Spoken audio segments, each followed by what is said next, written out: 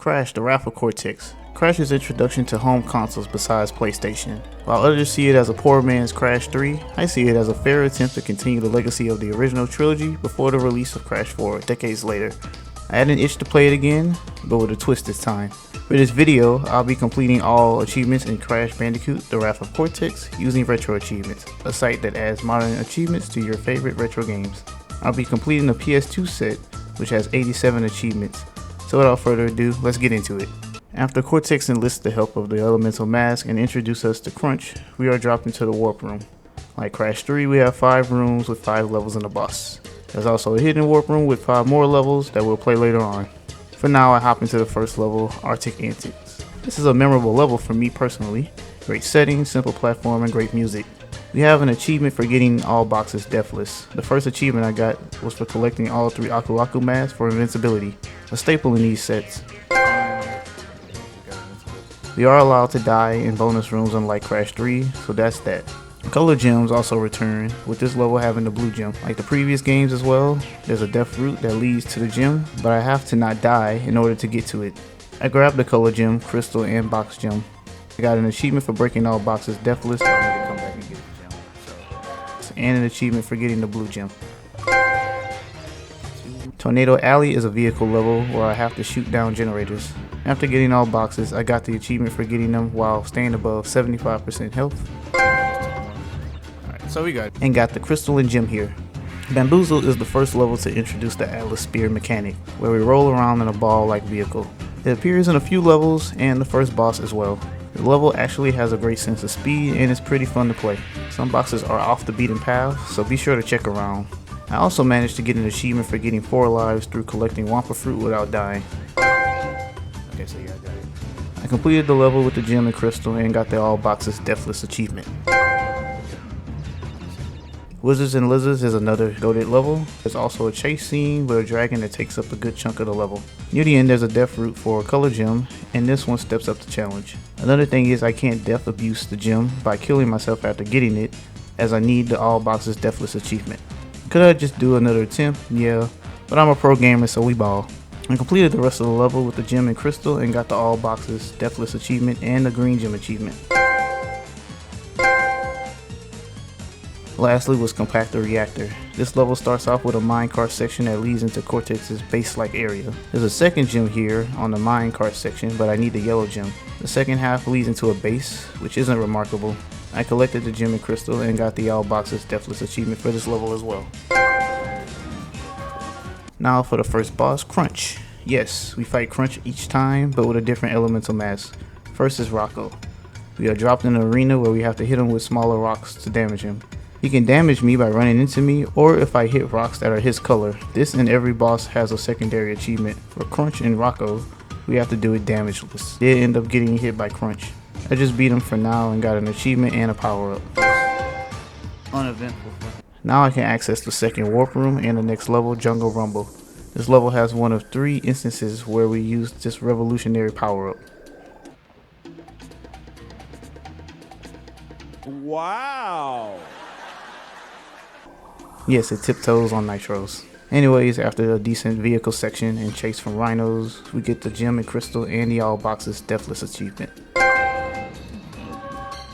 Seashell Shenanigans is the first underwater level. This level has terrible enemy placements, especially those mines that drop off screen. Crash's moveset, however, is actually pretty fun and improves here as he's pretty fast. But then they kill the vibes with this. The submarine sucks, is slow, has a bigger hitbox, and hard to turn around quickly. The smaller enemies here are far worse as they are incredibly fast and can kill me. We trudged along and got all boxes deathless for an achievement and grabbed the gem and crystal. Yellow gem, all of that is the first Coco level. Yes, Coco is playable in this game, although her moveset is pretty chopped. This level is pretty cool though. The enemies are pretty creative and it has a red gem path, which we can't do yet because I don't have that gem. Instead, we got all boxes deathless for the achievement and got the crystal and gem. That sinking feeling is a weird flying level. We have this dragonfly machine that locks on the targets and these ships to fire. The enemies that are flying can charge me for big damage. You also have to hit the ship several times, so it drags on a lot. One ship crashed into me and voided the 75% health achievement, so I grabbed the crystalline gem anyways and left for now. H2O No is one of my favorite levels. It starts in this stupid submarine, but transitions into a level where we have to avoid electric water using boxes to platform across. I did die in the bonus room, but it doesn't count against me like I said. So we got all boxes deathless and the crystalline gem. Now we take on Wawa and Crunch. The secondary achievement sees me beating him without crouching or sliding. The lower attack he does can be jumped over, the higher one can be waited out, and just speed through the slam attack. I got the secondary achievement and the achievement for beating him, along with the double jump ability. Okay. Now in Warp 3, we had the Gauntlet. This level ups the difficulty with some tricky obstacles and a few boxes that aren't visible. There's a death route for a color gem here. I didn't bother trying to do the route backwards, so I left the level and got the achievement for the purple gem. Then I went back in and grabbed the gem and crystal and the all boxes deathless achievement. Tsunami was up next, and this level is weird. The beginning sees Coco traveling into town and ends with this badass out scootering a fucking tsunami. Let that sink in for a minute. There's a blue gem path that lets us platform over the debris. Don't hit the nitro switch as you need it for the blue gem path. This path is a pain in the ass as I fucked up the jump at the end as it voided me out of the all boxes deathless achievement. I tried it again and grabbed the extra gem. I retried the level and got that deathless achievement this time. But it don't matter, we got it. Smokey and the Bandicoot. The handling on the Jeep sucks, and I had to slowly hit each box since the handling will make me miss a box and I can't turn around. I decided to get the box gem first and then barter with the crystal. I'll have to get all boxes and win the race for an achievement, but I'll worry about that later on. So I headed to Eskimo Road, the next level. This level has a lot of uneven terrain and reintroduces the past villains as random enemies. Okay. I rolled right into a pit and voided all boxes deathless achievement again, so I just moved on and grabbed the crystal and gem. So now there's 2 levels in this warp that I failed at. It won't happen again, right? Well, Fahrenheit Frenzy was up next and it had a cool intro with the jet copter. It's a shame I died right at the beginning. Then I died right after I made it to the end of the section, and then again, until I finally made it on the next attempt, and the platforming here is actually pretty good. There's also this invincibility crate that only really shows up a few times. I died a few times in the bonus room as well, but then I died in the dumbest way possible. So I just beat the level with the crystal and gem for now. Getting this gem was the last gem of the warp room, unlocking an achievement for all gems in Warp 3. I returned to Smokey and the Bandicoot for the crystal. It's not too hard, but racers can body block you. I actually almost lost, but locked in and won the crystal. Crashes and Ashes sees us taking on Pyro and Crunch. This is a memorable boss for me. He starts with chasing us until you reach this mech that we need to spray him with water. Each phase gets difficult as some rocks split, or when he's running away he drops them as he runs. I didn't get the secondary achievement right now, so I beat him and got the achievement for the boss and the Death Tornado Spin. Starting off in Warp 4, we have Avalanche. Coco returns again in a not so spectacular level, except instead of outrunning a tsunami, she is outrunning a fucking avalanche. This is why she's the GOAT. During the avalanche chase, there are these flag poles we have to go through in order to get an extra gem. You don't need to hit the boxes here, as the avalanche will get them for you. I got both gems and crystals and the all boxes deathless achievement. Joy Void is not a good level. First, for whatever reason, they made the monkey bars painfully slow in this game, and it introduces the mech suit. Not the one from the Pyro boss though. This one has a gun that you have to aim, and guess what? It sucks. The stationary jump gets no height, so you have to be running to get a good jump. This level is also dark, so you can get hit by enemies off screen, so you need to take your time with it. I tried to jump on the purple gem platform and fell right into a pit. Instead, I decided to do the purple gem path to get the extra gem, then hopped back in for the crystal and box gem, and the all boxes deathless achievement. Jesus. Crash the Royds is another flying level and somehow more annoying than that sinking feeling. There's 3 satellites that need to be destroyed. They are protected by 3 of these floating things, I don't know what they are. Once all of them are gone, you can attack the main satellite. Be very careful of the asteroids floating around as they can insta-kill you. I broke all boxes without going under 75% health and got that achievement. Alright, I got all the gems. Okay, we're good. Coral Canyon is a drag. It's the other underwater level in the game and it's a marathon. Starting in the sub, then eventually getting out. The usual suspects return, off-screen enemies, and ones that bolt in out of nowhere. Another thing is that some boxes are not directly in your path, so you might have to go up higher to check. After grabbing the crystal, I was shocked because somehow I got all the way to the end and missed a box. Then blew myself up on the second attempt. I did not find the last box and decided to return later for that achievement. Now for easily the best level in this warp room, Wuthering Heights. This is a cool level with some banger music. I screwed up here too, so I tried it again. This level also has that invisibility crate from before, so I used it to help me get the crystal and box gem for the all boxes deathless achievement. Except for Wuthering Heights. Now for Crunch again, but this time he's with Lolo as a wind giant thing. Each attack is highlighted by the mask. He throws a ball, does an attack that fires balls randomly, a long laser that tracks me, and then this attack where he strikes lightning down. But you can see where it's safe. For the secondary achievement, I have to do it with 90% or more health and manage to get hit at the beginning. Regardless, I beat him normally for an achievement and got the return of the fruit bazooka. Now only one main warp room left to go. As far as on the bosses, that's the second to last. In Warp 5, Crash and Burn is a solid level as we platform into an active volcano. This level is also home of the red gem. I decided to do something really cool now that I have the bazooka. Watch this right here. I attempted to backtrack but died in a death fruit. I got the box gem for now and got the achievement for the red gem.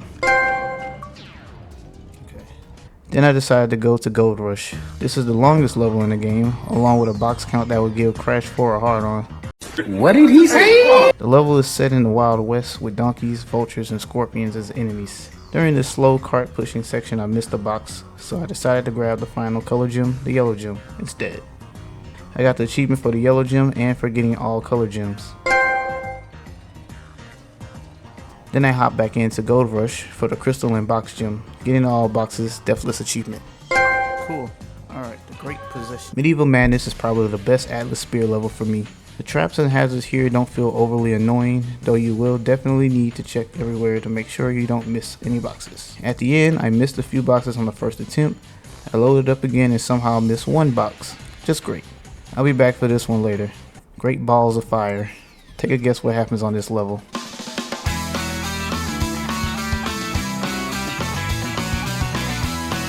I fucked up the jump at the beginning of the level, so I had to retry. You finally got to do the fireball chase. This definitely bumps up the enjoyment of the level, but not by much. At the end, I grabbed the crystal and gem and the all boxes deathless achievement. Thank the good.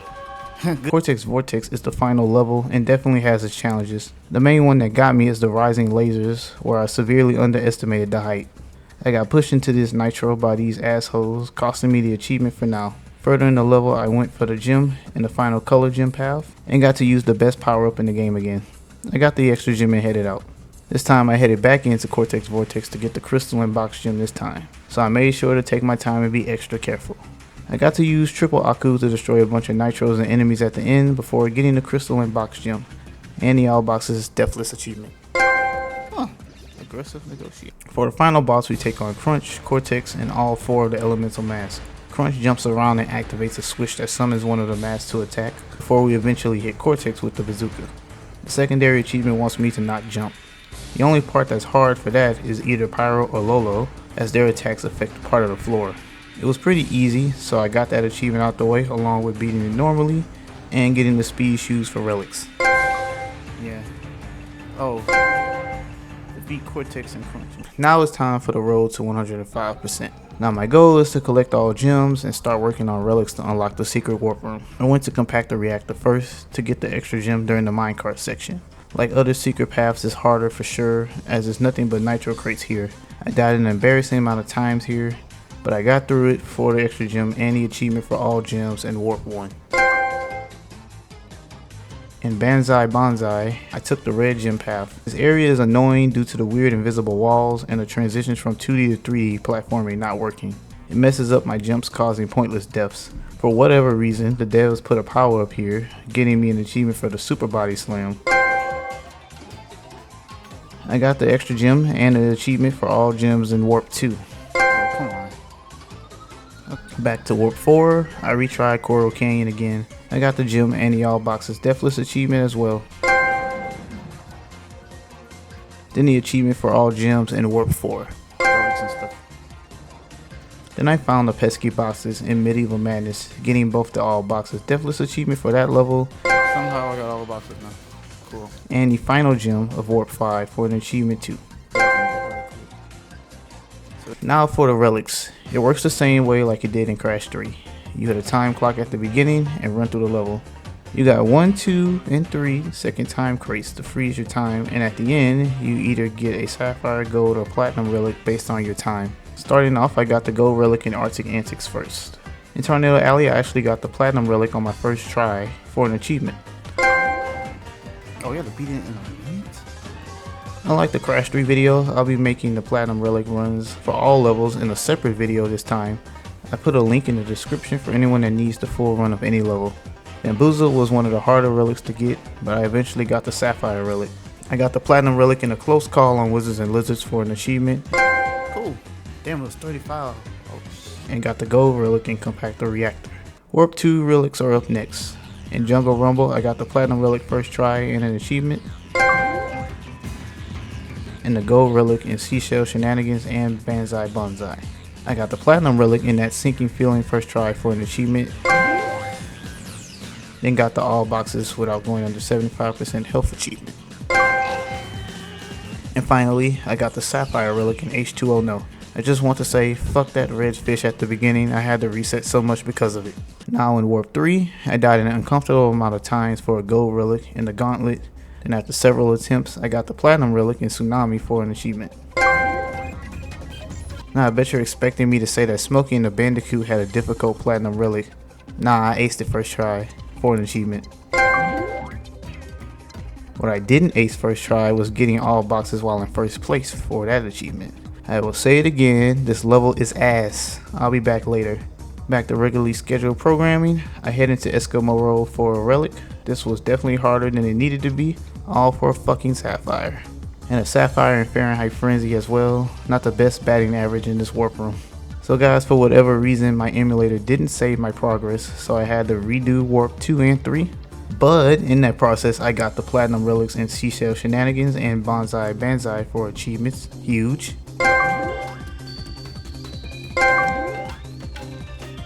In Warp 4, I got the platinum relic in Avalanche for an achievement. Had to optimize this one a few times. In Droid Void, I wanted to make one quick tip for you guys. For whatever reason, if you take damage on the monkey bars, you can actually run along the pit while you're blinking. This will save you so much time on these stupid things, so please do that. I quit after a few attempts and headed to Crash Royals, where I got the platinum time and the achievement with 10 seconds to spare. Coral Canyon was a fun level to speedrun, well, when you're not in a submarine, but I only got a gold relic. And after several stupid deaths and using the zombie strat from the monkey bars, I got the platinum relic in Wuthering Heights and the achievement.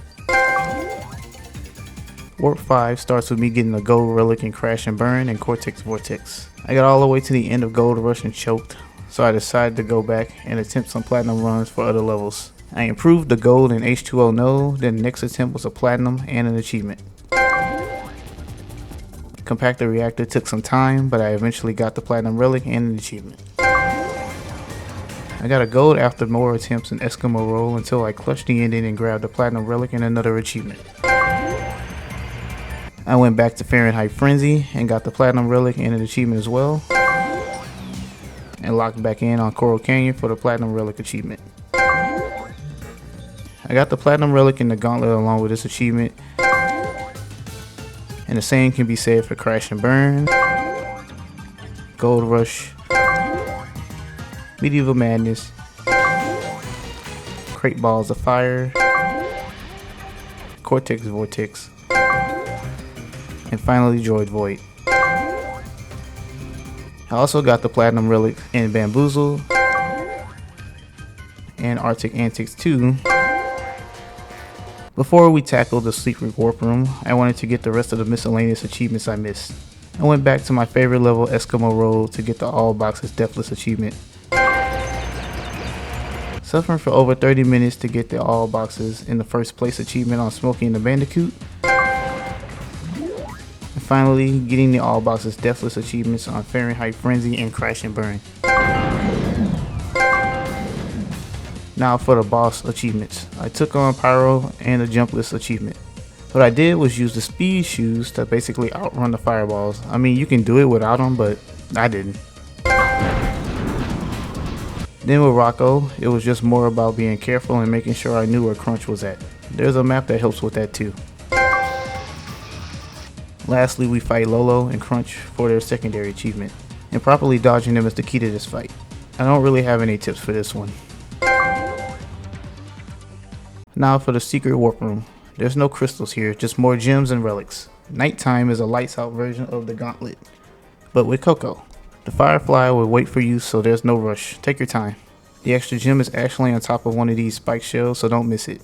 I got the all boxes deathless achievement, and I also got the platinum relic and the achievement for that as well. Ghost Town is a 3-lap race against Crunch. Each lap you want to go a different way to not only stay ahead of Crunch, but to get each box switched, so you'll get all boxes at the end. I decided to go for the relic first. I got the platinum relic after a couple of attempts, along with an achievement. And then I got a gem for beating Crunch, and the achievement for getting all boxes while beating him as well. Ice Station Bandicoot is similar-ish. You race a polar bear on a magic carpet. Yes, that's an actual thing. Through rings. I decided to do the relic and get all boxes in one game for optimization reasons. I got the platinum relic and the boxes broken achievements. But I realized that I couldn't get the gem and relic together, so I decided to go to get the gems afterwards. Solar Bowler is a space atmosphere level, and it's a bit confusing, but not too bad. I got the gem and the all boxes broken achievement. Then I hop back in for the platinum relic and this achievement as well.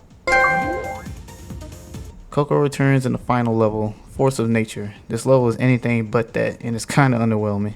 The all boxes deathless achievement took a few attempts, but we knocked it out eventually and got both of the final gems. While doing platinum relic attempts, I got the achievement for getting 106%. And I got the final platinum relic after some more attempts, giving me the final platinum relic of the game for an achievement. With that done, we took on the final boss once more. Nothing changes in this fight, so after beating him again, we grabbed the final achievement for seeing the true ending and completing Crash Bandicoot, the Wrath of Cortex. Another Crash game in the books. I would be lying if I said I didn't enjoy this set as much as the original trilogy. Sure, it's similar to Crash 3, but that doesn't make it a bad thing. The true ending gives you guys a good hint at what's coming next, so if you guys are excited to see the next video, be sure to drop a like as it helps out the channel, subscribe for more retro achievement content, and comment what your favorite level is. As always guys, keep it gaming. Take care.